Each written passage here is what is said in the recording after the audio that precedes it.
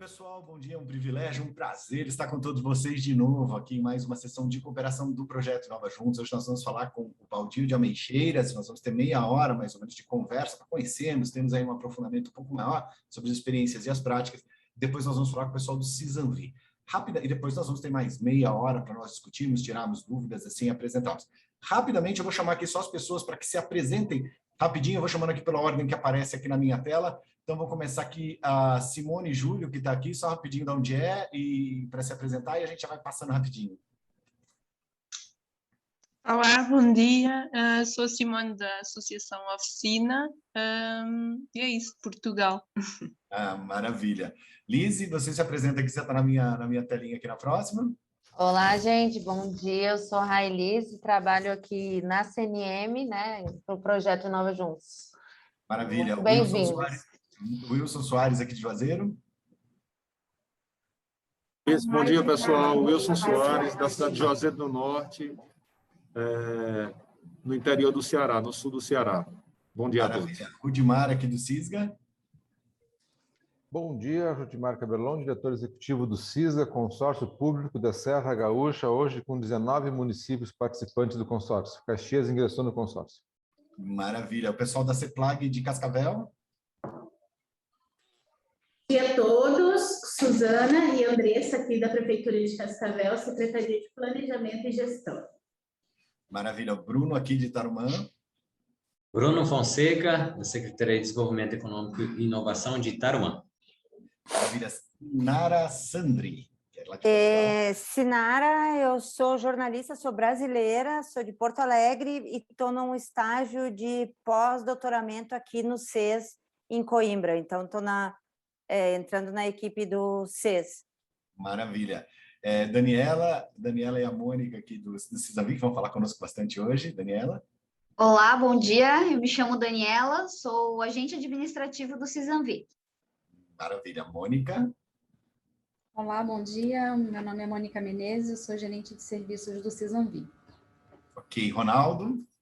Olá, bom dia a todos. Sou Ronaldo Veiga, secretário de chefia de gabinete do município de Taquaritinga do Norte, Pernambuco. Maravilha. José Zonfrilli, que está aqui, acho que sem vídeo também. Oi, Zanin, bom dia. Bom dia. Todos. José Zonfrilli, gestor de TI do município de Cascavel. Maravilha. Thaís, aqui de São Bento do Sul. Oi, sou a Thaís, assessora de turismo aqui no departamento de turismo em São Bento do Sul. Marveles, aqui do Nova Juntos também. Bom dia, eu sou Marbeli Farias e eu trabalho como apoio operacional do projeto Nova Junto. Maravilha. Patrícia Nonato, que aparece aqui conosco. Bom dia, pessoal. Eu sou Patrícia Nonato, secretária de Desenvolvimento Econômico do município de Itabirito. Ok. Mafalda Santos. Mafalda está sem microfone, mas já falou um oi pelo chat.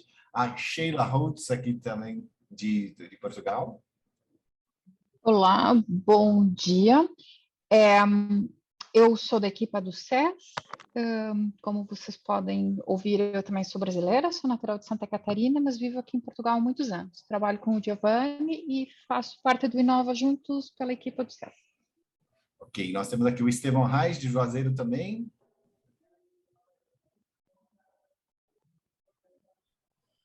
Que Estevão não falou. E aqui a assessoria de comunicação de Aiuaba. Também deve estar sem ação. Pessoal de Aiuaba. Bom dia, Zanin. Bom dia a todos. Estamos aqui acompanhando. Maravilha. E agora nós vamos passar aqui para nosso que estava aqui na frente, mas aqui o Amorim, do Baldio de Ameixeiras. Amorim, bom dia, boa tarde aí para vocês. É um privilégio ter aqui conosco. Estamos todos prontos. Queremos muito conhecer a realidade de vocês e já temos aqui muitas perguntas. No finalzinho, só para quem chegou agora, meia hora de apresentação, mais ou menos, tá? Do pessoal do Baldio de Ameixeiras, meia hora do Cisanvi. Depois a gente tira as dúvidas de todo mundo. Vamos lá, Amorim, contigo. Muito bem. Então eu vou tirar a imagem e vou fazer uma apresentação do meu ecrã. Sim. Muito bem, então muito bom dia a vocês do Brasil, boa tarde a quem está em Portugal. Eu represento o Baldio da Ameixeira. Uma unidade de baldio é um território cuja gestão é feita pela população e não necessariamente por uma autarquia ou pelo município ou pelo Estado. Portanto, uma unidade de baldio eram florestas que eram nacionais e que, pouco depois de 25 de Abril, foram entregues às comunidades locais que confrontam, já vamos ver o que é isso, que confrontam com esse baldio, com essa unidade florestal, e fazemos uma gestão. Portanto, tem uma figura jurídica, tem um número de contribuinte e é uma associação de pessoas. Ora bem, o baldio da Meixeira, e tal como grande parte dos baldios em Portugal, tipicamente são geridos por pessoas com uma certa idade, ou seja, como estamos no interior, o interior vai perdendo população e então temos menos pessoas. Em 2016 tivemos um grande incêndio, o baldio ardeu todo, nós gerimos 247 hectares e o baldio ardeu todo. E houve uma necessidade de darmos um bocadinho a volta a esta situação e dessa forma trabalharmos para recuperar todo aquele território. 247 hectares, provavelmente à escala do Brasil não é nada, para nós um território ainda relativamente grande. Ora bem. Não, é bastante grande, só para a gente ter uma noção, porque as unidades de medida, 1 hectare dá mais ou menos um campo de futebol, né, pessoal? Então, 247 campos de futebol é um lugar bastante grande, né? Então, é uma área territorial bastante grande. É isso? Ou é o que eles? Quando você tem em metros quadrados, quanto que é, para ficar fácil da gente pensar? Que pensar em hectares é difícil para a gente. Você tem mais ou menos metros quadrados? Sem um campo de futebol tem, não é bem 1 hectare, mas é quase, sim. Ok. Não, é uma associação próxima, mais ou menos. Certo. É para ter uma noção de tamanho. Mas ora bem, e então, como eu estava a dizer, portanto, nós criamos o grupo de compartes, portanto, as pessoas que fazem parte da gestão do baldio são os compartes. Temos reuniões, temos assembleias, que normalmente são muito pouco participadas, muito pouca gente a fazer alguma coisa. Então juntamos algumas associações, inclusivamente criamos uma nova associação, para trabalharmos na recuperação daquilo que tinha sido um património florestal que tinha simplesmente desaparecido.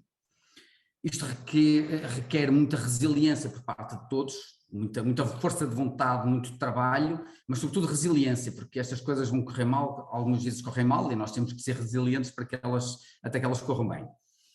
E de facto nós preocupamos em tentar responder ao que fazer, quando fazer, como fazer, mas sobretudo fazer. E acho que estamos a ser bem-sucedidos nessa parte. Ora bem, na Península Ibérica, para ser mais fácil para algumas pessoas nos localizarem, está aqui a Península Ibérica com Portugal e Espanha, Arouca está mais ou menos ali localizado, não é mais ou menos, é mesmo ali a nossa localização, portanto relativamente perto do Porto, 70 km. E nesta imagem nós conseguimos ver, eu não sei se conseguem ver o ponteiro, não? Não conseguem ver o meu rato, ou conseguem?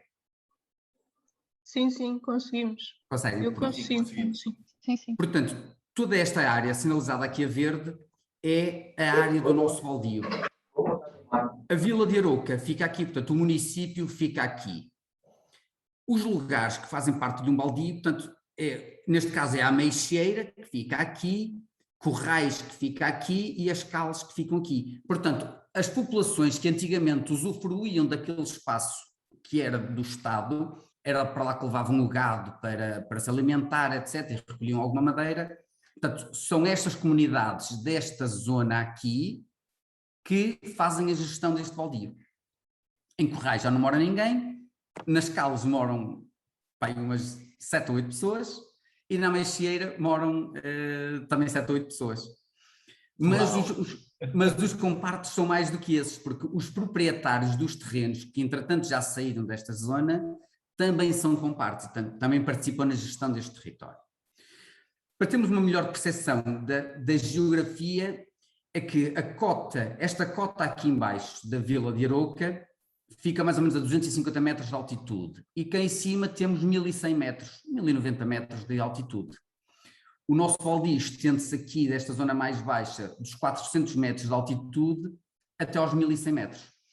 Portanto, isto pode parecer que são 247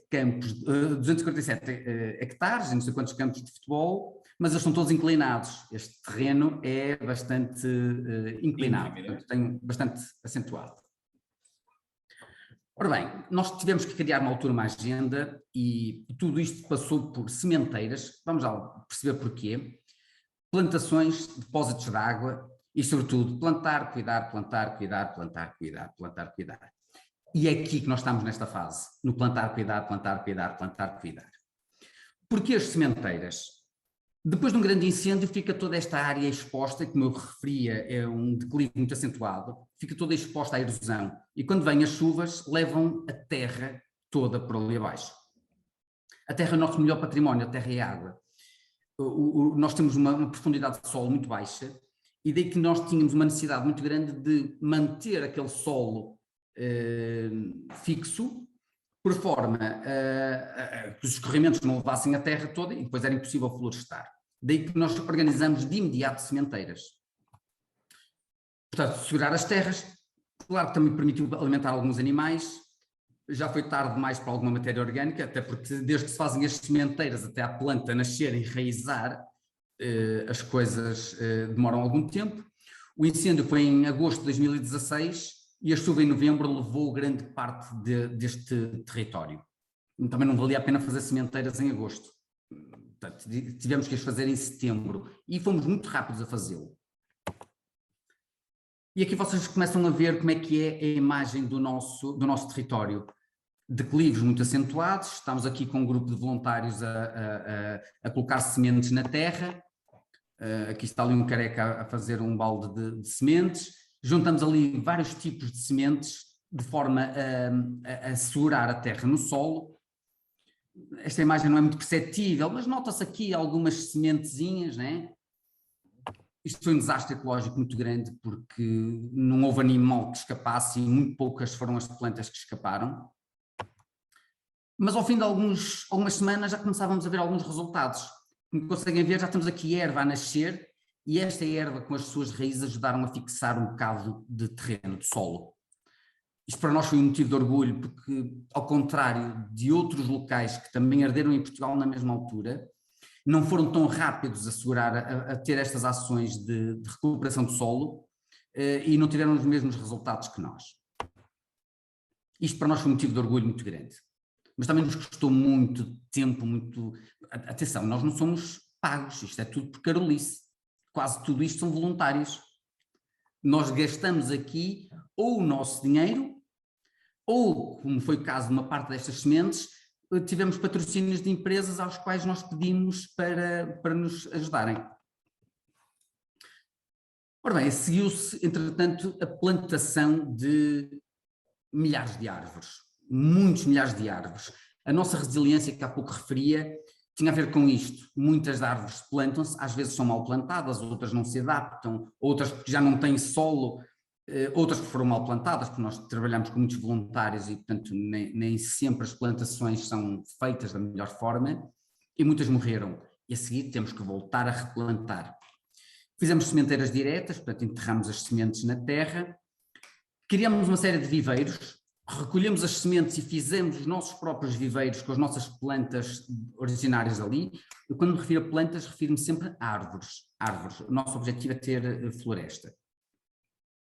Mais uma vez a resiliência e a força de vontade, e depois o trabalho hercúleo, que é, além da recuperação dos solos, é a manutenção, as regas, estacar. As estacas são muito importantes porque começam a crescer outro tipo de ervas e de plantas, tipo os fetos, e as árvores, como têm um crescimento muito mais lento, passados uns tempos ficam cobertas e nós já não sabemos onde é que estamos as árvores plantadas, portanto, aquelas que nós queremos que se mantenham no solo. Daí a importância de serem estacadas. Depois que cresceram estas nossas dúvidas, plantações, pouca gente, muita gente ou apenas nós? Eu vou explicar de onde é que vêm estas três interrogações, que na verdade são três interrogações. Que construção poética, achei muito bonito isso. Pouca gente, muita gente, apenas nós. Nossa, isso está muito bonito. Zanin, isto é muito que se lhe diga, porque assim, nós fizemos plantações, organizámos plantações, usamos o Facebook, chamadas dos amigos, etc. Nós temos plantações com mais de 100 voluntários a plantar árvores. Chegávamos ao fim, bem, os portugueses, os brasileiros devem ser idênticos, os portugueses, sempre que há uma coisa destas, nós gostávamos de nos reunir para comer e beber os canecos, não é? Portanto, todas estas plantações eram acompanhadas do seu farnel. Lembro, voluntários, não há aqui profissionalismo nenhum, portanto, coisas feitas ao fim de semana. E chegamos à conclusão que quando é muita gente, temos horas e horas e horas de preparação, as pessoas não sabem, quando tiram uma fotografia e metem no Facebook ou no Instagram a dizer que plantaram uma árvore, muitas das pessoas não imaginam o trabalho que está por trás. As horas que foi preciso trabalhar por trás para que aquele local estivesse disponível, para que a planta estivesse lá disponível, as estacas estivessem lá, as ferramentas lá estivessem, já lá vamos. E chegamos à conclusão que muita gente ia lá para a fotografia e muitas árvores ficavam mal plantadas ou em sítios inadequados. Não ouviam as instruções que nós dávamos. Que interessante. Portanto, pouca gente às vezes era mais efetivo. E o apenas nós é que quando somos meia dúzia de pessoas, sinceramente trabalham ao fim de um dia, plantam mais árvores e melhor, com melhores resultados do que quando temos muita gente. Mas perde-se uma outra componente, que é uma componente de cidadania, ou de formação de cidadania aos nossos munícipes, amigos, etc. Portanto, perde-se um bocadinho aquela função que nós também temos de ensinar, de trazer para a ecologia e para a importância da plantação. Portanto, há aquelas pessoas que se calhar já escreveram os livros e já têm filhos, mas faltava-lhes plantar a árvore, enfim, todas estas coisas. Mas isto foram interrogações que nos surgiram, mas que nós neste momento estamos a criar eventos com o máximo de 20 pessoas, portanto, pouca gente prevalece. Este ano, em ano de pandemia, foi o apenas nós. Eu sozinho, devo dizê-lo, este ano plantei mais de 1000 árvores. Neste território, nas dificuldades que nós temos, acredito que é uma tarefa bastante árdua, e a minha profissão não é esta. Aqui temos algumas imagens das plantações, como é que elas foram feitas. Vocês às vezes podem não ficar com a percepção dos declives que nós temos aqui. Carregar árvores, carregar ferramentas por aqui acima, vocês estão aqui a ver as estacas, é uma tarefa bastante difícil. Manhãs de chuva, manhãs de sol, dias de chuva, dias de sol, de nevoeiro, a partir dali da cota dos 900 metros temos muitas vezes este nevoeiro, mas temos plantações muito interessantes, muito agradáveis, com bons resultados. Bem, para o pessoal do Brasil que não está acostumado à neve, nós também apanhamos ali a neve com alguma frequência. E pronto, e nós lá vamos todas as semanas ver o estado em que as árvores estão. Algumas delas têm os protetores para se manterem não só protegidas, mas sobretudo protegidas dos roedores e de outros herbívoros que por lá andam. E não havia fim de semana nenhum que pelo menos eu e mais algumas pessoas não pegássemos numa covete. Portanto, estas embalagens são os covetes com 30 ou 40 árvores e monte acima lá íamos nós plantar umas árvores. E só assim foram mais de 1000 este ano, só à minha custa. E fomos algumas pessoas a fazer isto. Já se começa, esta imagem aqui já se começa a ver algumas giestas e os fetos. Portanto, isto são giestas, isto são fetos.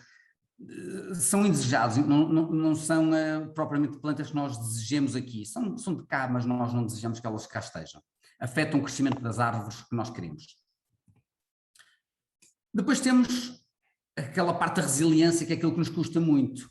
Não sei se conseguem ver nesta árvore e nesta. Nós temos aqui a estaca e aqui já lhe falta a casca. O tronco desta pequena árvore, esta árvore deve ter 1 metro de altura, devia de ser assim castanho, mas já está aqui coçado. É que temos uns amigos que nós não queremos, nós queremos que eles estejam cá, mas nós não queremos que nos façam o que nos fizeram. Neste terreno aqui, nós plantamos 4.500 carvalhos e estes senhores aqui, conseguem ver esta imagem? Sim. Estes senhores de 4 patas, mas por acaso eram vivos, isto é um desenho, uma imagem muito bonita, mas os javalis dão-nos cabo das plantações todas. Ou seja, a nossa resiliência tem que ser o aceitar que estes animais deem cabo do nosso trabalho e nós temos que ser perseverantes e voltar a plantar na esperança de que a árvore cresça e os javalis não consigam derrotar estas árvores. É só para ver que não são só as pessoas que nos fazem mal, mas olha, e nem só o fogo. Conseguimos alguns patrocínios para ter uma série de ferramentas. Temos aqui as ferramentas, neste caso todas novas, já estão usadas e muito usadas. E não havia plantação nenhuma que não tivesse uma boa caldeirada, uma sopa quente, que às vezes faz frio. Fazíamos a sopa quente lá no meio do monte, que era... acho que havia pessoas que iam lá, não era para plantar árvores, só lá iam comer a sopa. Bom, isso funciona desde de Roma antiga, o pessoal vai sempre pela comida. Nós temos que criar incentivos. Da época, né? Nós temos que criar incentivos para as pessoas irem. Eu vou colocar aqui para minha equipe, tá? Quando a gente for a Portugal, como diz aquela frase do José Martí, que é: escreva um livro, tenha um filho e plante uma árvore. Eu vou colocar como meta aqui das meninas e meu mesmo irmos aí plantar uma árvore em Maldil de Ameixeiras. Vou colocar isso aqui para gente como meta. Com todo gosto. E nós vamos não só para tirar foto no Facebook, tá? Nós vamos plantar mesmo, vamos ver. Bom, acho bem. Em outubro e novembro é a melhor altura. Pronto, e nós entretanto começamos a recolher muitas sementes das árvores, das melhores espécies de árvores que não tinham ardido numa parte mais alta, não é do nosso baldio, mas de outro baldio, que tem muitas árvores que conseguiram ser salvas pelos bombeiros. Nós recolhemos sementes e nós próprios começamos a criar as nossas árvores. Para terem uma noção, estas imagens que eu estou a mostrar são da parte de trás do jardim de minha casa.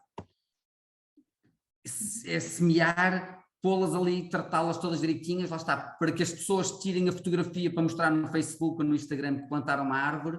Nós trabalhamos todo o ano para termos estas árvores prontas para essa altura. Aqui umas boteçugas.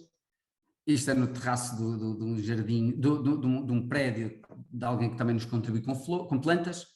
E aqui, mais uma vez, a parte de trás do meu jardim, em que tenho aqui, vocês não conseguem imaginar, mas tenho aqui 3.000 árvores.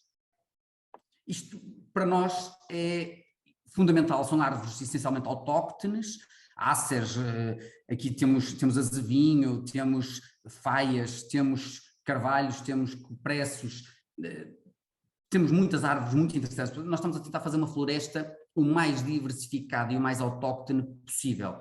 Nada de monoculturas. E, sim, não há um único eucalipto no nosso baldio. As bolotas, castanheiros, temos as nossas bolotas para ter os nossos carvalhos, temos que fazer uma seleção, recolhemos as bolotas, nós fazemos tudo desde o início, metemos as bolotas na areia, assim os ratos não comem as bolotas, elas começam a germinar, mantêm-se sempre úmidas, metemos nas cuvetes e pomos onde quer que seja, de maneira que a planta possa crescer. Aqui são copressos, são árvores enormes que aqui têm 1 centímetro de altura, são copressos que têm 1 centímetro de altura. Portanto, nós fazemos o máximo possível com os nossos poucos meios. No verão tivemos alguns golpes de calor, algumas árvores morreram, quando digo algumas foram centenas ou milhares, apesar dos nossos esforços de andarmos a regar estas árvores, uma a uma, nós levávamos aqui uns depósitos. Atenção, isto é tudo carolice, isto é tudo pessoas voluntárias que pegam nos seus próprios meios, com os seus próprios custos, que mantêm um espaço, porque o baldio recebe algum dinheiro da venda de árvores. Portanto, a fonte de financiamento de um baldio é a venda de árvores. Ora, se isto ardeu tudo e o pouco que tinha ardeu, nós não podemos ter, não temos recursos, nem vamos ter recursos nos próximos 30 ou 40 anos. Portanto, isto tem que ser feito, ou nós deixamos isto ao abandono, ou fazemos nós este trabalho, que eu considero de alto valor, mas hercúleo. E andamos ali a regar árvore a árvore e salvamos muitas. Ora bem, entretanto resolvemos fazer uma outra coisa, que foi 100 em 100 metros, 200 em 200 metros, ao longo das nossas principais plantações, arranjamos um patrocinador que nos deu estes reservatórios de 1000 litros, cada depósito destes tem 1000 litros, arranjamos outro patrocinador que nos forneceu estas tintas, e em voluntariado andamos nós aqui a descaracterizar estes reservatórios e temos aqui pontos de rega para podermos regar quando há um golpe de calor, um domingo de manhã, um sábado, o pessoal vai monte acima e vamos regando as nossas árvores porque temos água próxima. Temos o apoio dos bombeiros voluntários que nos enchem estes depósitos e como estão a ver, isto é um trabalho gigantesco, acreditem que isto é um trabalho gigantesco. A cereja no topo do bolo foram com estes reservatórios enormes. Mais uma vez arranjamos patrocínios, outras partes foram com pagamento de recursos financeiros anteriores do próprio baldio, mas fizemos 3 depósitos enormes. Estes depósitos são enormes, são 150 mil litros de água cada um, porque nós deparamos com um problema em 2016. Os helicópteros, os poucos helicópteros que tiveram a combater o incêndio na nossa área, demoravam 18 minutos, ida e volta, para se abastecer de água para apagar o incêndio. E ainda por cima foi numa altura que havia muitos incêndios em Portugal, ou seja, os helicópteros não podiam estar lá ad eternum. Então uma das nossas prioridades foi colocar reservatórios de grande capacidade para que os helicópteros pudessem localmente se abastecer de água. Em vez dos 18 minutos passava a ser 30 e 30 segundos eles podiam encher um depósito de água. E aqui temos 3 depósitos, para vocês terem do vosso lado direito a referência do tamanho de uma pessoa, e aqui para verem o tamanho do carro. A Arouca fica cá ao fundo e temos 3 reservatórios destes, de 150 metros cúbicos de água cada um, ou seja, um helicóptero pequeno podia abastecer no limite 150 vezes, mas não quer 150 vezes, consegue abastecer seguramente 100 vezes cada depósito para apagar o incêndio localmente, ou noutra região que seja, desde que seja para apagar incêndio.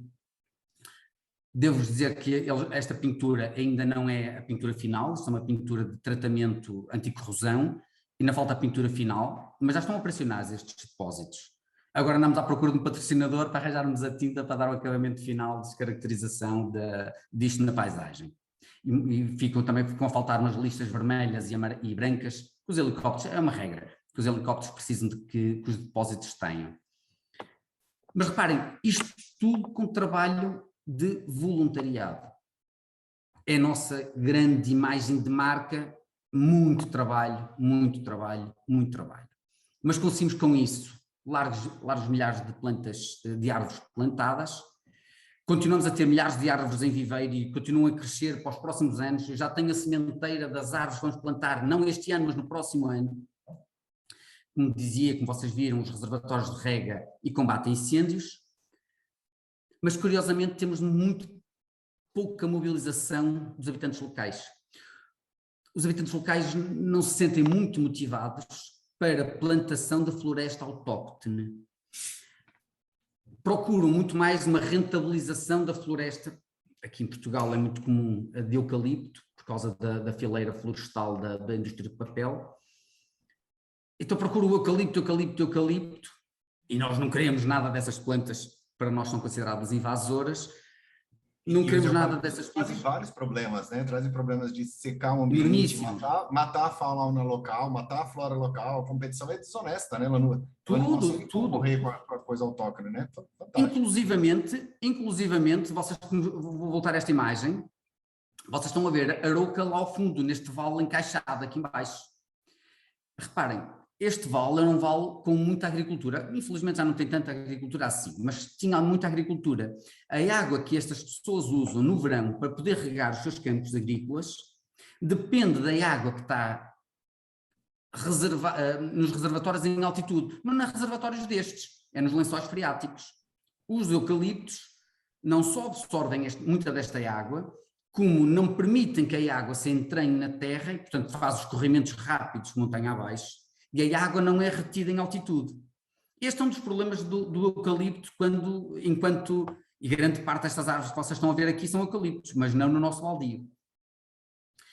As ribeiras deste lado da serra, isto é tudo eucaliptos, as ribeiras daqui não têm água. E chega-se a junho, portanto no início do nosso verão, secam completamente, não têm água. As nossas ribeiras do nosso lado, todas elas têm água praticamente o ano todo. E com a floresta que nós estamos a plantar e a desenhar, mais água vamos ter no futuro. E a água é um bem muito, muito escasso, muito precioso. Como estava a dizer, portanto, nós temos as nossas árvores, temos os nossos reservatórios, a pouca mobilização das pessoas, porque eles não têm tanto interesse neste tipo de floresta. E o nosso problema é que vamos ter uma ausência de proveitos nos próximos 30 ou 40 anos, porque estas árvores, além de crescimento lento, e nós, sinceramente, também não estamos a produzir para as vender. Portanto, nós estamos a tentar fazer um serviço de ecossistema. Este serviço de ecossistema estuda-se agora em Portugal uma hipótese de haver alguma remuneração neste serviço de ecossistema, mas nós não temos quaisquer proveitos. Limitamos a ter os animais, e sinceramente não queremos a caça, mas existe caça. Temos animais ali, já temos corso, veados, temos javali, raposas, temos algum coelho. Ou seja, já vamos tendo perdizes, algumas aves, vamos tendo ali alguns animais, mas não com a quantidade que gostávamos de ter. O problema todo é a falta de proveitos financeiros nos próximos anos. Ou seja, como é que nós vamos conseguir manter esta estrutura quando o trabalho deixar de ter que ser voluntariado? Porque a manutenção destes espaços custa muito dinheiro. O corte de mato, quando é ervinhas, a gente pega numa máquina e corta. Quando o mato começa a crescer, já tem que ser serviço profissional. E isto tem outro tipo de custos e não pode ser voluntariado. Esta é uma imagem do nosso baldio.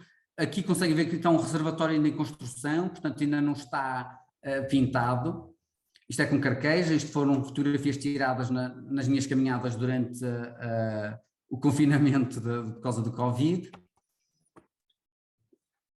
E temos como desafios o seguinte: agora que temos aqueles grandes reservatórios de água, gostávamos de ter e de adquirir meios de combate a incêndio. Isto é, temos aqueles reservatórios, se nós tivéssemos umas motobombas e umas mangueiras, muitas vezes um pequeno incêndio que fosse descoberto, antes de chegarem os bombeiros, nós conseguimos fazer uma intervenção numa primeira fase. Nós, os voluntários e os compartes, portanto as pessoas que vivem localmente, que enquanto nos chegam os bombeiros, em meia hora, pode o incêndio ganhar uma dimensão impossível de combater. Portanto, uma primeira abordagem gostávamos de poder fazê-lo. Para isso necessitamos de ter alguns meios e de formar, capacitar as pessoas para esta intervenção nos fogos florestais, nos incêndios florestais. Depois temos esta questão, que é o grande desafio, a manutenção dos espaços e controle da vegetação para permitir o crescimento da floresta. Como eu vos dizia nesta imagem, isto aqui, esta flor amarela é uma planta chamada carqueja. Ela não cresce muito mais do que isto, mas também lá por baixo não cresce mais nada. Cortar estes arbustos é uma tarefa relativamente difícil, porque eles são bastante duros e requer máquinas, mas aqui pode ser cortado tudo, porque isto volta a nascer. Isto mesmo após um incêndio, isto volta a nascer. Mas permitia que as árvores que estão plantadas aqui no meio se pudessem desenvolver. Lá está, isto já não pode ser feito com voluntariado. Portanto, mas é um dos grandes desafios, é o controle da vegetação, que em muitos destes sítios já está maior do que aquela que vocês conseguem ver nesta imagem.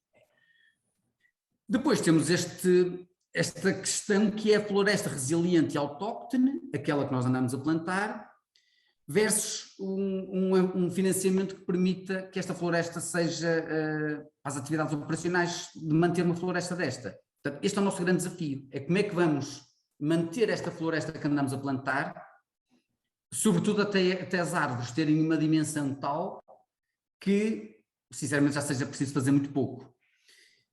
Este é o nosso grande desafio. Nós não vamos ter meios financeiros, recursos financeiros que permitam manter o mato baixo, ou seja, reduzir a carga de combustível que impeça os incêndios, e vamos ter uma floresta que andamos a plantar e que vamos ter alguma dificuldade em manter saudável e com riscos reduzidos de poder arder. Este é o nosso paraíso, uma imagem muito parecida. Aqui está outro depósito, não é o mesmo, já é outro depósito. Aqui está um bocadinho do nosso paraíso, o sol aqui a colocar-se no mar. Aqui nós temos a linha de horizonte, conseguimos ver o mar. Nós gostamos muito, muito, muito, muito da nossa região, por isso trabalhamos tão afincadamente para a manter viva e com a floresta desejável para esta cota, para esta região. E contamos com a Nova Juntos para nos poder auxiliar neste nosso trabalho. Muito obrigado. Maravilha. Amorim, olha, a gente vai passar depois, a gente vai passar para o Cizanvi, mas eu já quero, entre transição, dar os parabéns. É a forma mais bonita e mais autônoma da participação popular, do voluntariado, da forma de acesso, ou seja, de um compromisso com a ação local e a sua intervenção efetiva, querendo já gerar transformação. Então, assim, primeiro, um privilégio gigantesco poder conhecer esse caso de como a comunidade se organiza. Daqui a pouco a gente vai passar para todo mundo perguntar, mas olha, meus mais sinceros parabéns por todo esse trabalho que vocês têm feito. E eu devo dizer que eu estou muito bem impressionado e impressionado por aquela frase que você disse. Nós temos um estilo literário aqui no Brasil que se chama poesia concreta, em que o objetivo é você dizer o máximo possível com a menor quantidade de palavras. E na hora que você colocou assim, um autor aqui que se chama Paulo Liminski, que fez a frase tipo, distraídos venceremos. E é bem interessante. Na hora que você colocou o seu muita gente, pouca gente, muita gente, apenas nós, eu achei de uma profundidade humana fantástica, e vendo o trabalho que vocês estão fazendo aí. Daqui a pouco a gente abre para pergunta, mas vamos passar agora com o pessoal do CISANVI, conhecer um pouco a experiência deles, e aí a gente abre perguntas para todo mundo, a gente vai fazendo uma para um, outro para outro. Vamos lá, pessoal do CISANVI, quem começa aqui? Não sei se vai aqui quem que eu estou enxergando, a Dani, estou enxergando a Mônica, acho que vocês começam, não sei se o Cleone está por aqui, acho que vão ser vocês, né, Dani e Mônica? Sim, hoje o Cleone está num compromisso fora, e eu e a Dani vamos representar o CISANVI. Então, vamos lá, vamos ver aí uma meia horinha de... Eu vou compartilhar a minha tela, vamos ver se vai dar certo.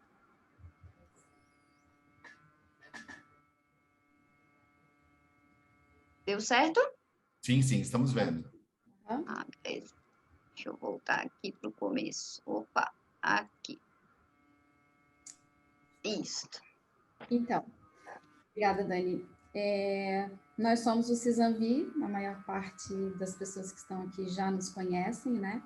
Nós somos uma instituição pública, nascemos em 98, com o intuito de dar um suporte para os municípios em relação aos serviços de saúde aos quais eles não tinham acesso.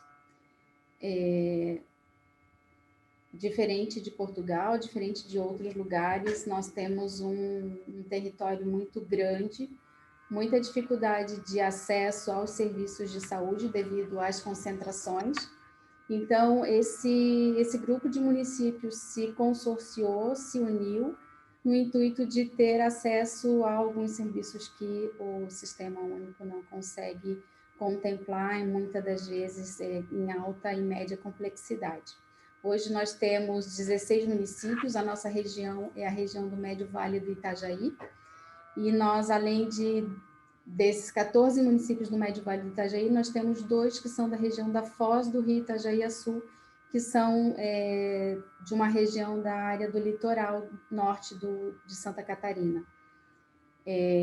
São 16 municípios, temos um desafio muito grande, porque a gente tem municípios de 4.000 habitantes, há município como Blumenau, que tem 350.000 habitantes, então as realidades são bem diferentes entre esses municípios, né? E o nosso intuito maior é fazer a regionalização desses municípios, é que a gente consiga compartilhar e conseguir distribuir o que a gente tem de bom em um e compartilhar com os pequenos, principalmente, porque o que acontece na nossa região? As grandes estruturas, as maiores estruturas estão concentradas nos maiores municípios. O que acontece na nossa região? Quem vem morar em Santa Catarina quer morar próximo ao litoral ou quer morar num grande centro, porque daí ele consegue concentrar a população para o seu atendimento e ele consegue abranger muito mais os seus atendimentos. Então, os municípios mais distantes, como o Doutor Pedrinho, que fica numa região mais alta, mais distante do grande centro, ele tem poucas estruturas instaladas no seu território. Então, a regionalização dos serviços é um desafio para a gente enquanto consórcio. E a gente tenta fazer uma sensibilização dos nossos gestores de saúde para que eles passem a compartilhar tanto as suas estruturas quanto os seus conhecimentos com os pequenos municípios também. Pode passar. Então, dentro do Inova, até peço ajuda para a Dani se eu esquecer de alguma coisa, O nosso interesse com o Inova Juntos é nos auxiliar no desenvolvimento do cadastramento para o mapeamento e acompanhamento permanente da população referenciada. A gente acompanhou isso na rede social de Olhão. Desenvolver iniciativas de engajamento dos agentes públicos para o desenvolvimento territorial e regional. A gente acompanhou isso também nas apresentações de Amal. E também a criação de um hub de inovação em saúde, que une a iniciativa pública e privada, filantrópica e universitária. A gente vem buscando aqui na nossa região, e isso também é um grande interesse nosso. Estruturar entre os municípios consorciados, a iniciativa privada e universidades, entidades, uma rede de inovação em serviços e produtos em saúde, voltados para o atendimento da política pública de saúde e o fortalecimento do SUS. A gente acompanha isso com a Tecmaia também em maio. Hoje, a nossa experiência bem-sucedida, a gente trouxe duas para apresentar para vocês, que é a gente desenvolveu uma atividade de atendimento em saúde especializada local e compras compartilhadas. Além dessas duas atuações que a gente pratica, nós temos os trabalhos voltados também para o credenciamento de serviços de saúde, captação de recursos, educação permanente em saúde e assessoria técnica em saúde. Bom, então agora eu acho que eu prossigo, né, Mônica? Eu vou falar um pouquinho das compras compartilhadas. Eu vou dividir mais uma apresentação com vocês. Antes de iniciar, as compras compartilhadas aqui do consórcio, elas seguem a nossa legislação aqui, né? Então, a gente fez realmente um rápido apanhado, porque tem essa diferença de normas e regulamentos, né, do Brasil para Portugal, mas acho que pode ser uma boa opção, ou uma boa ideia para o pessoal dos baldios, né, que futuramente aí vão ter esse problema de como gerir os baldios, então talvez a ideia da compra compartilhada venha a acrescentar. Deu certo o meu compartilhamento? Sim, conseguimos enxergar. Certo. Então, a ideia das compras compartilhadas surgiu justamente da necessidade de economizar os recursos que vinham para os municípios, né? Nós temos aí, agora somos em 16, mas inicialmente tínhamos 14 municípios, cada ente fazendo as suas compras individuais. Então, pensamos, por que não unir esforços, né? Então, somam-se todas essas demandas e daí a gente consegue uma economia em escala. A gente não está comprando para um município de 4.000 habitantes, nós estamos comprando para uma região de quase 1 milhão de habitantes. Então, a gente fica com o nosso poder de barganha muito grande, né? Como é que funciona esse nosso processo de compras compartilhadas?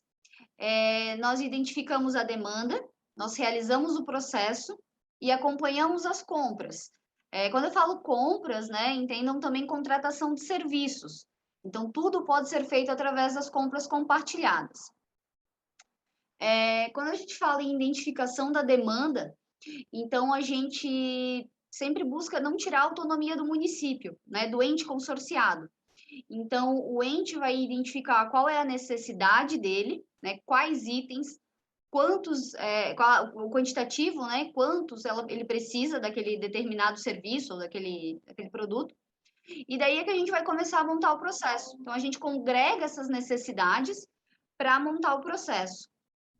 Então, a gente faz a seleção da proposta mais vantajosa dentre os fornecedores, os profissionais que são aptos para prestar aquele serviço ou fornecer aquele produto. E depois de verificar todas essas condições, se os fornecedores e os prestadores estão dentro do que a legislação do Brasil estabelece para fornecer para o poder público, a gente envia essa relação dos produtos disponíveis, então como se fosse uma grande lista, para os entes consorciados. Então, eles não precisaram fazer o processo, né? Com essa lista em mãos, né? Então, o município ele vai comprar o que ele quer dentro daquela lista e o que ele pode, né? Dentro da disponibilidade financeira de cada ente. E daí cabe ao consórcio, então, fazer o acompanhamento dessa compra, né? Porque a gente tem mais força também, né? Assim como a gente tem mais força no momento da compra, a gente também tem mais força no momento da fiscalização. E aqui no consórcio nós temos o particular que nós pagamos também, né? Então, a gente também acaba ganhando mais força e dando um fôlego maior para os municípios menores. Essa ideia das compras compartilhadas, a gente linkou ali com dois objetivos de desenvolvimento sustentável, né?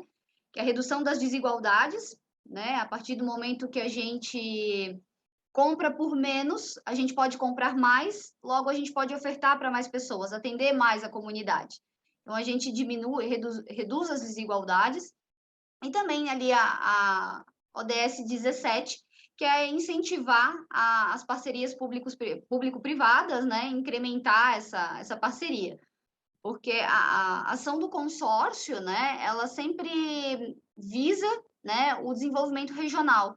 Então, a gente está atendendo as demandas de cada um, mas o objetivo é sempre desenvolver a região, né? Inovar a gestão e desenvolver a região.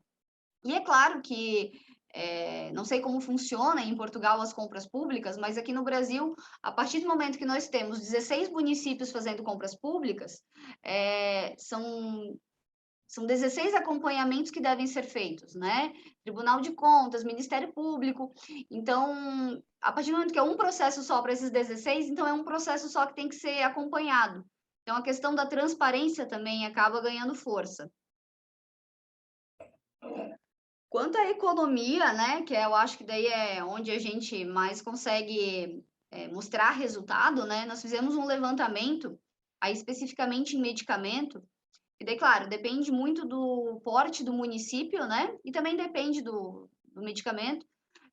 A gente consegue apresentar uma economia entre 10% e 42% no valor do item. Então, esse foi um levantamento feito com base naquele comprimido, né?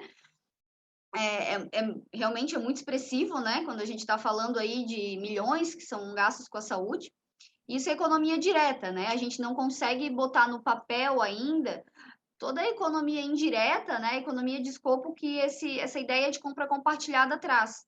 Porque daí o município, o ente, ele não precisa mais mobilizar uma equipe para fazer aquele processo. Ele pega essa equipe e mobiliza em outra coisa, em outra frente que o consórcio não atua ou não atende, né? Que é algo que seja muito particular do município. Então, a economia, ela é bem interessante, né? Porque ela realmente, ela é sentida no financeiro e ela também é sentida nos recursos humanos, né? No que a equipe que a prefeitura tem, que não precisa ser mobilizada para esses serviços. Então, agora eu vou passar para a apresentação da rede de atendimento local, que é com a Mônica. Como eu falei para vocês, a minha apresentação era muito curtinha, né? Porque a parte de compras é muito específica da legislação. Deixa eu ver aqui a apresentação.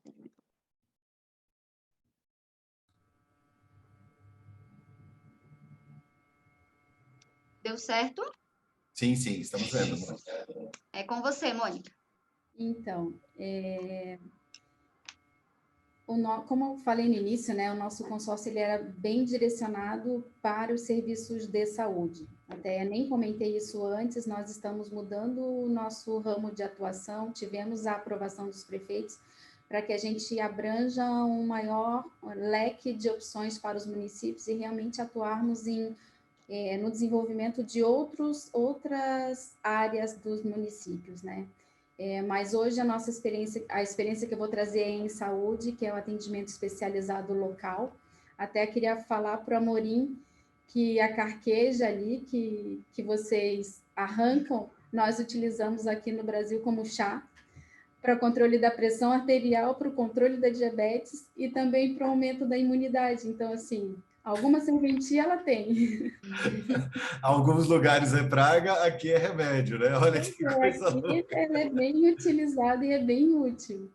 Então, de onde veio a necessidade do atendimento especializado local? Pode passar, Dani, por favor.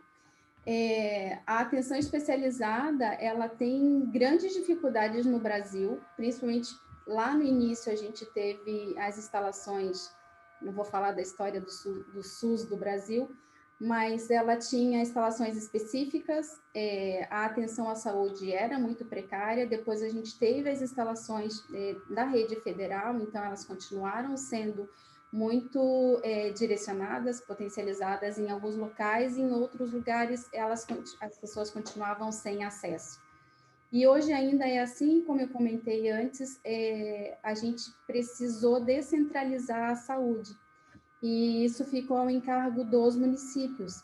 Então, essa descentralização, cada ente da federação ficou responsável por alguns o nível de atenção básica é do município, e o acesso à atenção especializada, ela depende muito da qualidade da atenção básica e também do dimensionamento e a organização da oferta desses serviços. Aqui em Santa Catarina, a maior parte dos serviços especializados de organização federal, eles estão instalados em Florianópolis. Então, toda a região de Santa Catarina, se precisasse de algum acesso, algum serviço muito específico, ele precisaria se deslocar. Pode passar, Dani, por favor. Ele precisa se deslocar a Florianópolis ou a um grande centro, ou um centro maior.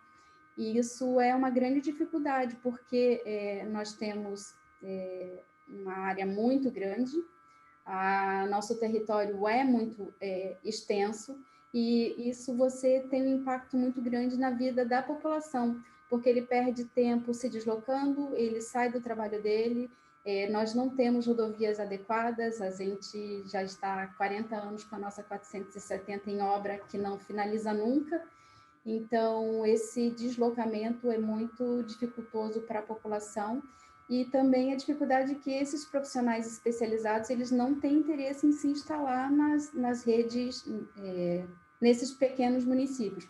E aí existe a necessidade de trazer a população para Blumenau, levar para Florianópolis, levar para Itajaí. Pode passar, Dani, por favor. E aí a gente acaba tendo toda essa dificuldade em relação ao transporte desse paciente. A descentralização, ela consegue levar o paciente, o serviço até o paciente também, e aí a gente consegue facilitar a vida do nosso munícipe. Passa, Dani, por favor. Então, como eu já comentei, a distância entre os serviços dos municípios é uma dificuldade, o transtorno de tirar o paciente da sua casa para ele perder o dia de trabalho, ele se deslocar, e também a dificuldade de transporte, também é uma outra dificuldade. Agora, na pandemia, a gente teve essa dificuldade acentuada, porque a gente teve uma redução de capacidade de transporte, então um carro que levava 15, hoje só pode levar 7, então é uma dificuldade também, os serviços concentrados em regiões específicas, e a dificuldade de acesso a serviços de alta e média complexidade, que também estão concentrados em locais específicos. Pode passar, Dani, por favor. Aqui é um mapinha de como é a nossa concentração. Em Blumenau, que é esse que está em vermelho, com um símbolo vermelho, é onde está a nossa maior concentração de serviços médicos instalados. Então, toda essa região de Doutor Pedrinho, Apiúnas, Curra, Benedito, que são municípios menores, eles se deslocam até Blumenau. Botuverá, Biruba, Brusque, eles acabam tendo uma boa rede em Brusque, que é um município de médio porte, e também eles se transportam para Itajaí. Então, eles têm um pouco mais de acesso, mas esses municípios de Doutor Pedrinho, Benedito e Rio dos Cedros têm bastante dificuldade. E foi pensando neles que a gente pensou em desenvolver esse atendimento descentralizado, especializado local. Pode passar, Dani, por favor. Conhecendo esse panorama, a gente viu que a gente poderia desenvolver um projeto de desenvolver essas atividades no município. Pode passar, Dani. Nos últimos 2 anos, o CISAMV organizou serviços para os municípios, desenvolvemos em caráter descentralizado, em caráter de mutirão. A gente desenvolveu 7.500 atendimentos em oftalmologia, levamos as equipes nos municípios, fizemos os agendamentos lá nos municípios, as equipes levaram seus equipamentos, trouxeram... esse foi desenvolvido por uma ONG que veio de Goiânia, e se instalaram aqui na região por 3 meses e fizeram esses 7.500 atendimentos em oftalmologia de acuidade e vários outros exames em oftalmologia, que a gente tem uma fila que nunca se esgota, porque em cada consulta surgem de 10 pacientes atendidos, pelo menos 4 são encaminhados para oftalmologia. A gente tem uma boa rede consorciada em oftalmologia, mas para atender toda essa população nós precisamos de recurso financeiro para isso. Mas esse atendimento, esses 7.500 atendimentos foi de grande valor, porque nós não tivemos custo com esses atendimentos. A gente só custeou a hospedagem e a alimentação desses profissionais. Então, foi muito bom.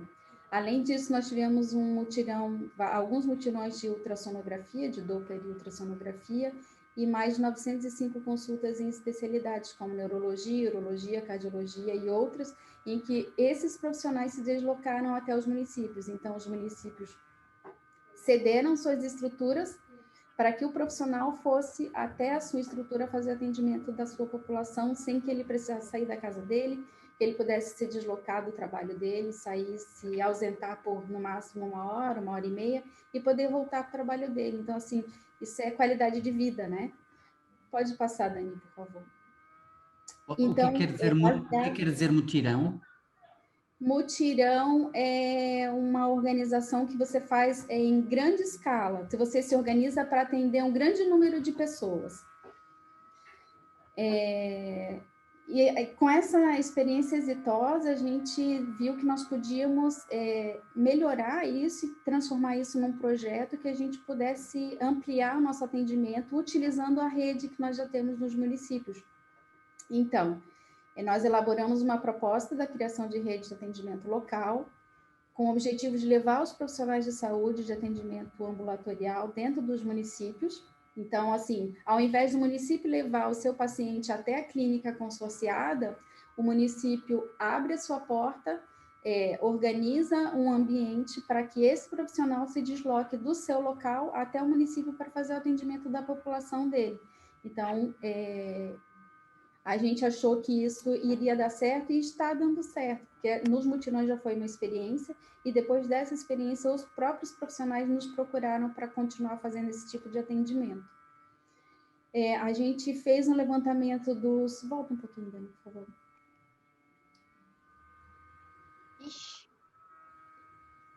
A gente fez um levantamento da necessidade, da demanda. Os municípios elencaram os seus locais de atendimento, então a gente fez a alteração do nosso edital de credenciamento. Então, o profissional que tem interesse em vir atender conosco, eles já sabem que eles podem se credenciar naqueles procedimentos para atender no município.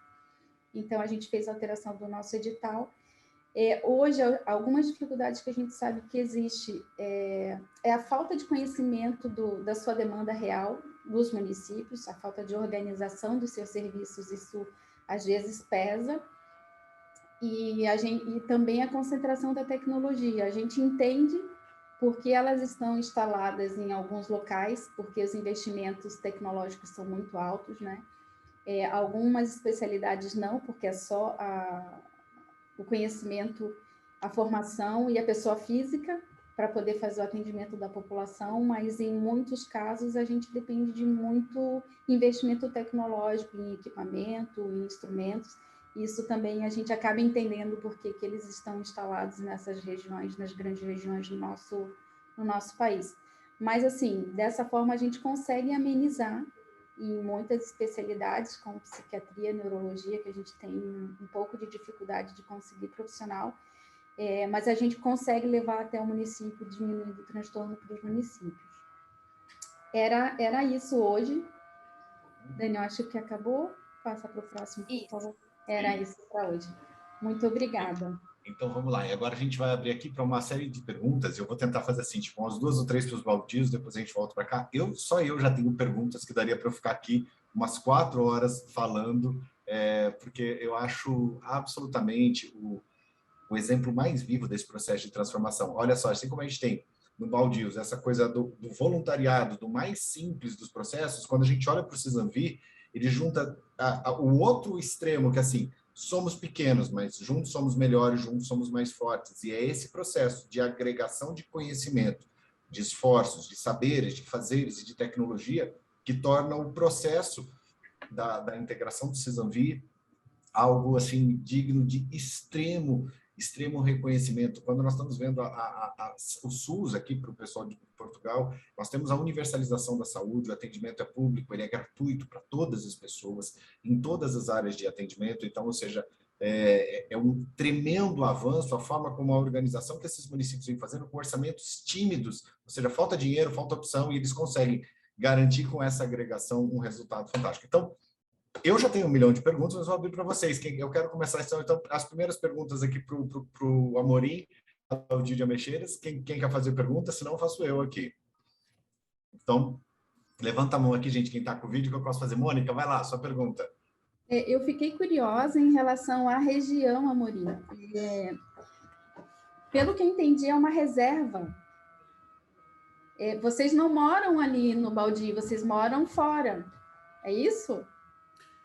O baldio, sim, o baldio não tem, não é bem uma reserva, mas é um território florestal sem que ninguém resida.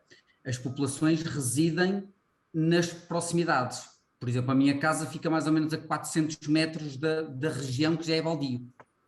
As casas ficam próximas, portanto, não no baldio, mas quando dizemos próximas, é próximas dezenas ou centenas de metros.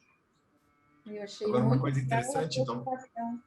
Desculpa, eu achei muito legal a preocupação deles em recuperar o que o incêndio levou, né? Assim, em muitos lugares o incêndio leva, se perde e aí fica aquele terreno aberto, abrindo cratera, provocando erosão, se perde os lençóis freáticos e assim, sem incentivo financeiro público, a própria comunidade conseguiu enxergar a necessidade de se recuperar, porque assim, vocês não estão fazendo para vocês. Isso não, vai ficar para as próximas gerações, né? Então, assim, a gente consegue ver o olhar lá na frente, né? A necessidade de querer retomar a flora original e não querer plantar os eucaliptos. Ontem a gente estava falando de vocês e lembramos que vocês estavam bem chateados com o plantio dos eucaliptos, né? Então, de facto, nós estamos a plantar para a comunidade. Quando nós investimos, por exemplo, em plantação de sobreiros, um sobreiro é uma árvore de crescimento muito lento e em terrenos pobres e em altitude como os nossos, ainda mais lento se torna. A primeira cortiça que se consegue tirar de um sobreiro com algum valor vai demorar 60 anos. Eu já não tenho cabelo, mas nem quando os mais novos deixaram de ter cabelo. Portanto, não vai ser para nós, é um investimento sempre para o futuro. Daniela, há pouco dizias a questão das compras coletivas. Nós tentamos ter um diálogo com outros baldios que são confrontantes, não propriamente nas compras, porque nós não temos propriamente compras, mas, por exemplo, tentamos que o financiamento daqueles depósitos fosse partilhado, porque quando o incêndio pega de um lado, o nosso baldio vai o outro. Mas mesmo assim o diálogo às vezes torna-se difícil e nós investimos tudo na proteção de um bem que é comum, que é dos outros todos. Não estou a dizer que não haja hipótese de diálogo, mas como eu também referi, a população tende a ser envelhecida e é pouco disponível e pouco aberta para estas ideias, assim, então vão plantar árvores e nunca vão tirar rendimento delas.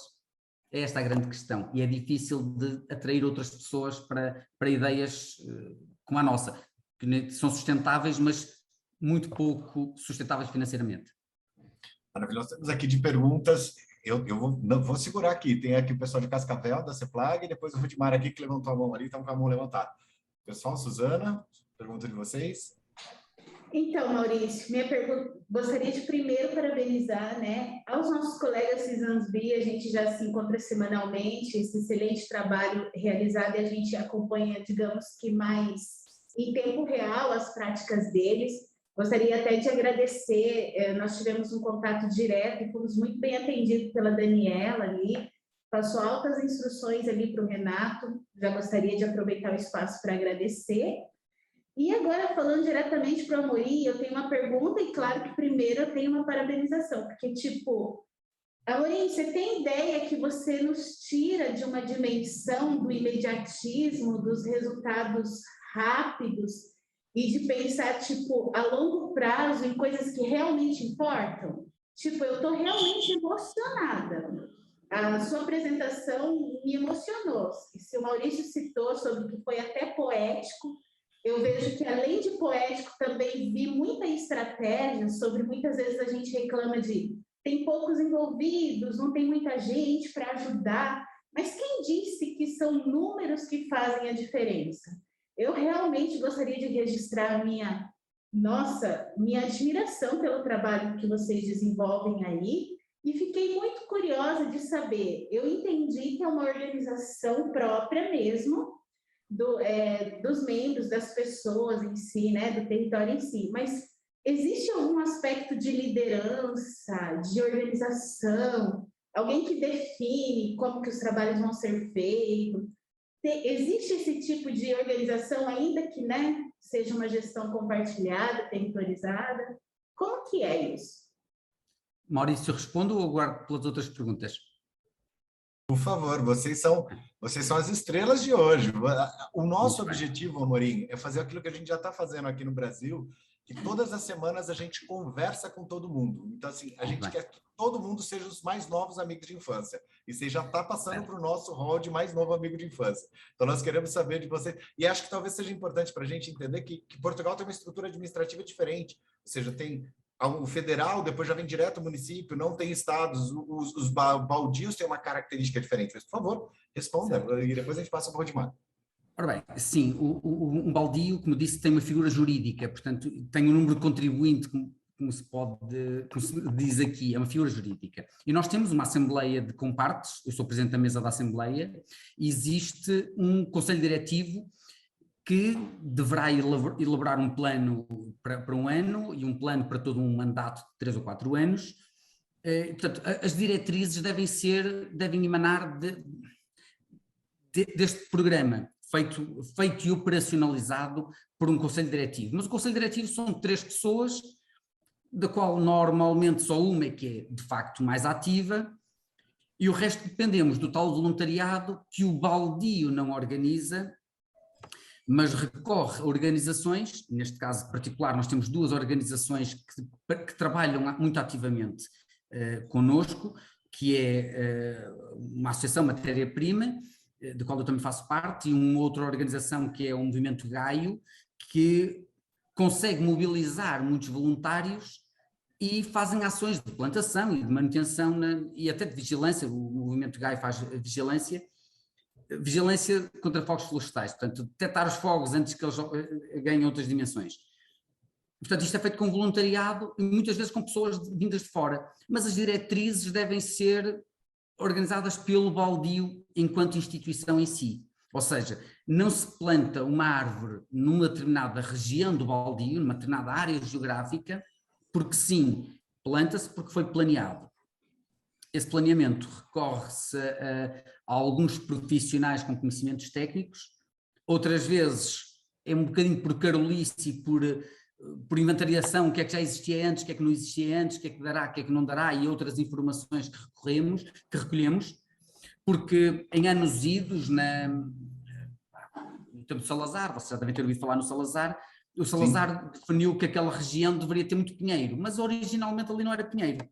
Então nós estamos a recorrer a árvores que ali se adequam pela morfologia do terreno, características do terreno, disponibilidade e profundidade de solo, e existência de água ou não. Nós estamos a reinventar a paisagem. Mas em reinventar não é inventar criando algo de novo, é tentar recuar umas dezenas de anos, e em alguns casos até algumas centenas de anos. Nós estamos a ter ali árvores que, sendo autóctones, já não existiam na região há dezenas de anos, ou não existiam no baldio há muitos anos, mas que agora serão a futura fonte de rendimento. Só para terminar, eu sei que há outras perguntas, o sobreiro, como há pouco referi, nós começamos a cortar o sobreiro para dele extrair recursos, que é cortiça. Portanto, o sobreiro é um enorme fixador de carbono, portanto, em termos ecológicos estamos a falar de uma árvore de uma importância excelente para toda a região. Com o aquecimento global, portanto, com as alterações climáticas, a nossa região tende a ter secas mais severas e maior temperatura, portanto, o sobreiro ainda se adapta mais. Mas só daqui a 60 anos, como eu referi há pouco, é que vamos conseguir tirar algum rendimento dessa cortiça. Já não seremos nós, serão outros que vão ajudar a financiar futuras ações. A nossa esperança é que o baldio se mantenha sem arder até lá.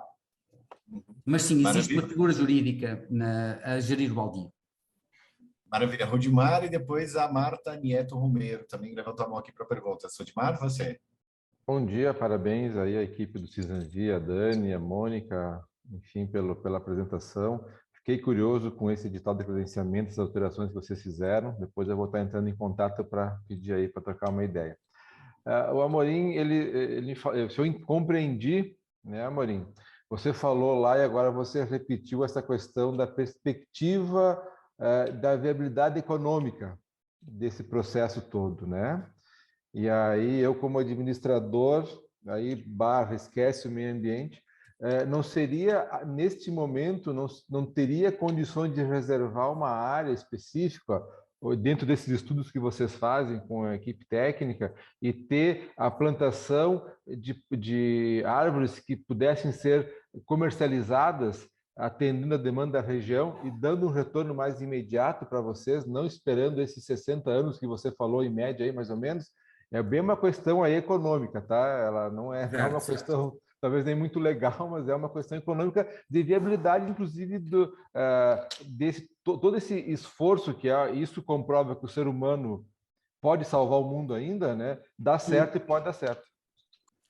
Certo. O financiamento está pensado, estruturado não de uma forma profissional, mas está pensado. E claro que não podemos ir só pelas árvores de espécie de crescimento rápido, tipo o eucalipto, nunca, isso determinantemente nunca, mas temos outras fontes de rendimento possíveis. E quais serão elas?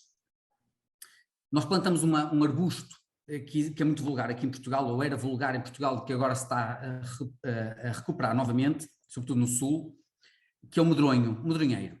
O medronheiro é um arbusto muito resiliente, de crescimento relativamente rápido, e dá uns frutozinhos vermelhos muito bonitos, vocês procurem na internet, são uns frutos muito engraçados e comestíveis.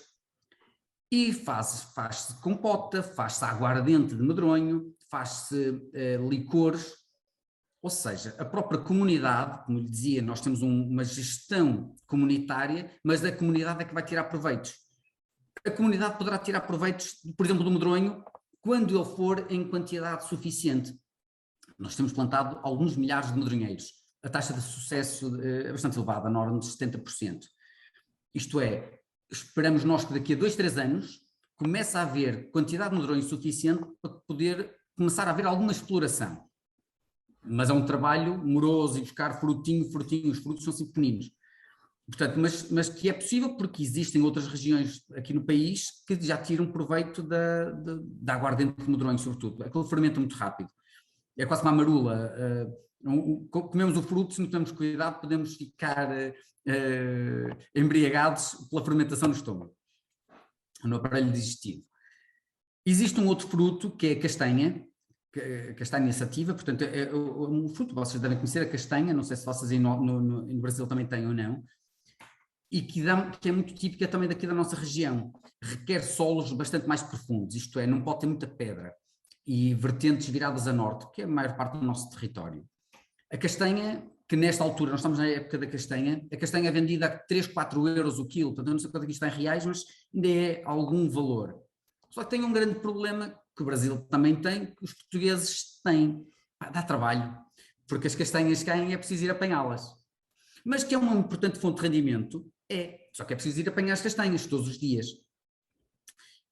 E o que é certo é que existem estudos de sustentabilidade ou de exploração florestal que dizem que em terrenos propícios a castanheiros poderão ser mais rentáveis do que a utilização do eucalipto de forma extensiva, isto é, a recuperação do eucalipto poderá ser em 7 anos haver um corte, portanto vai gerar dinheiro, mas a castanha dá todos os anos, quer dizer que em 30 anos de exploração o eucalipto podemos ter 3 cortes, 3 entradas financeiras, e no castanheiro podemos ter 20 entradas financeiras de recurso da castanha.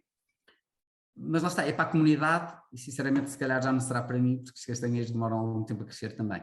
mas sim, está pensado dessa forma, mas é sustentável a todos os anos, não um corte de árvore que deu rendimento numa determinada altura e depois vai estar muitos anos novamente sem dar rendimento. Obrigado. Muito interessante. Nós temos aqui agora a pergunta da Marta, e isso é muito interessante, né? Porque, por exemplo, um eucalipto para celulose com 7 anos já está produzindo. Se for para madeira, com 13, 14 anos, pelo menos aqui que tem alta incidência de sol, a gente consegue com isso. E a castanheira ali, você conseguiria garantir uma ação de longo prazo. Marta Nieto Romero, sua pergunta. Olá, tudo bem? Jorge e a todos. Eu conheço já o Baldio, mas mesmo assim fiquei curiosa pelo comentário que fizeste sobre que os locais não estão muito de acordo com o vosso projeto e queria saber um bocadinho a dinâmica das assembleias de compartes, como é que são, também acho que se calhar pode ser interessante aqui para os colegas, que é uma figura jurídica e como tal também tem as assembleias, não é, de compartes que se criam para decidir as diferentes questões e também com relação aos rendimentos económicos que podem vir ter. Eu acho que este projeto é muito importante para a gestão do fogo em Portugal, que está agora a investir milhões de euros naquilo, e se achas que poderás no futuro conseguir financiamento público através das câmaras ou dos serviços florestais do Estado por esta labor que vocês estão a fazer de maneira muito gratuita e muito mais barata para os governos, não é? Claro. Muito obrigada. Obrigado, Marta. Pois bem, primeiro, é importantíssimo, um baldio não tem como função dar dinheiro, ou seja, nenhum dos compartes de um baldio recebe qualquer dinheiro ou qualquer benefício do baldio. Todo o rendimento que o baldio possa ter é ou reinvestido no próprio baldio, na floresta, ou a favor da comunidade. O que é, por exemplo, a favor da comunidade? Um muro que caiu e reconstrói-se o muro, pavimentar um caminho que era em terra e vai-se meter lá umas pedras, portanto, pavimentar um caminho, a limpeza, lá está com as roçadoras, não sei se vocês estão familiarizados, aquelas máquinas que têm um fio na ponta, cortar a erva cresce na beira dos caminhos, reconstruir regos de água para a utilização da água no verão para as plantações, ou seja, todo o rendimento do baldio nunca é proveito nem de alguém, de um só, nem da entidade que estiver a gerir naquele ano. É sempre reinvestido, sempre reinvestido. Portanto, um baldio para as pessoas que fazem parte da gestão só dá trabalho, mais nada. E às vezes até dá chatices. Infelizmente só temos tido trabalho, não temos tido chatices. Mas às vezes há outros baldios que têm tido chatices. Nem todas as pessoas pensam da forma que nós pensamos. E este é o grande problema, o grande motivo das chatices, que é nós tentamos olhar para aquela floresta, ou para aquele espaço como uma floresta resiliente e de serviço de ecossistema. Outras pessoas teriam interesse, como estava a dizer há pouco o senhor, podiam ter interesse em, vamos a meter eucaliptos que é para ganharmos dinheiro. Ganharmos para termos dinheiro. Portanto, e aí é que se torna às vezes um conflito difícil de gerir. Felizmente nós estamos levados a nossa a bom porto. Existe uma fonte de rendimento que eu não referi, existe uma fonte de rendimento financeiro direto, anual, que tem a ver com a instalação na cota superior de um parque eólico, e o parque eólico, que não é nosso, paga uma renda pela utilização do espaço, está no nosso terreno, paga uma renda. Uma renda que é uma renda muito residual, isto é, o rendimento que nós temos desse parque eólico, desse bocadinho do parque eólico, a maior parte pertence a outro baldio, não é o nosso, mas também está no baldio. Portanto, o outro baldio tem uma fonte de financiamento maior. É a única entrada em dinheiro vivo na conta da empresa. E tão cedo não vamos ter. Pronto, mas de futuro estuda-se alguma legislação, ou está a ser estudada, que este serviço de ecossistema, isto é, as entidades ou particulares que tenham propriedades que entendam colocá-las ao serviço da natureza, portanto, o tal serviço de ecossistema, possa ser, em parte, financiado com dinheiros do Estado, pelo menos contribuam para a sua manutenção. Portanto, não dá dinheiro, mas uma parte das despesas será financiada. É o menos mal, portanto, nós estamos a apostar um bocadinho nisto, porque hoje estou eu aqui e temos mais alguns colegas neste alinhamento, e tudo pode cair por terra se daqui a 10 anos vem outro grupo gerir o baldio e dizer assim, não quero nada disto, quero meter eucaliptos. Isto pode acontecer, porque nós temos órgãos sociais que são eleitos por períodos de 4 anos. Portanto, daqui a 4 anos é quase como uma Câmara Municipal, portanto, uma idealidade.